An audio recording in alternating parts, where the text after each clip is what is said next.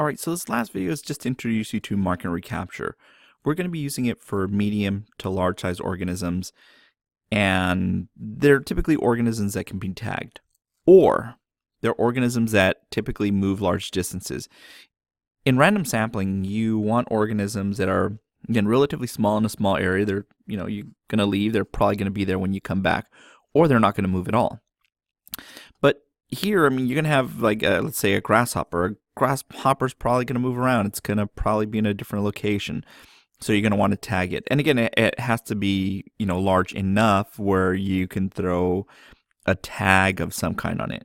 Now, if we're going to the beach, you could tag marine snails, lobsters, fish, sharks. Again, there's just some sort of identifiable tag to make sure you can say, yes, I've counted this one already. Now, inside of your notebook, this has been modified a little bit. Now, just be careful that you don't get your variables mixed up.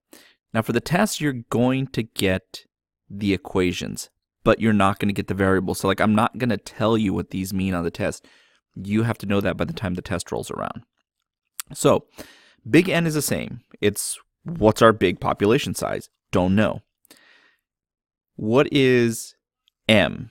So M happens to be the number of organisms that you tagged. And so I'm going to walk you through this step by step. So number one, you go out, you catch and you tag some organisms. So go out and catch some lobster or crayfish and tag them. Go out and catch some sharks, tag them and mark them. Next, you let them go. So you put them back into the wild and you're going to wait a few days. Next, you're going to go out and you're going to catch some more. Now, you're not looking for the ones with the mark. You're just going out and capturing more of them. Now, out of the ones you get back, you see how many of them have the tag that you originally used.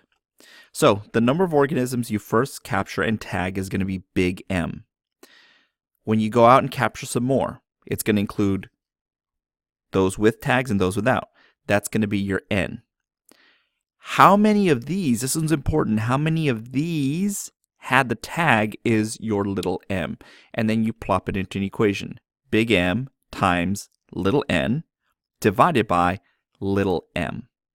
All right, so what does that look like in practice?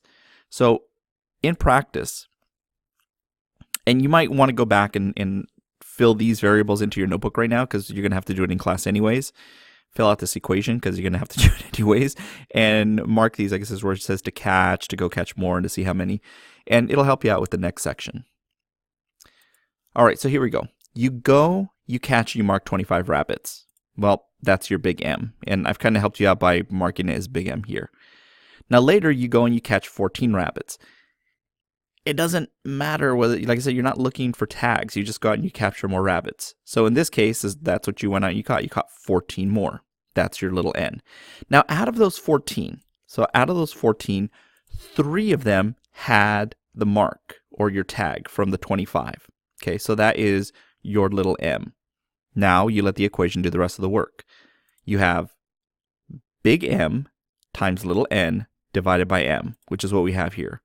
Big M times little n here, okay, do that in parentheses first, then divide that by 3, and it will give you your population size. Now, when you punch this particular problem into the calculator, it's saying, look, okay, if you caught 25 rabbits, you capture 14, 3 of them are marked, you plop into the equation, it's estimating that the total population of rabbits is 1,050.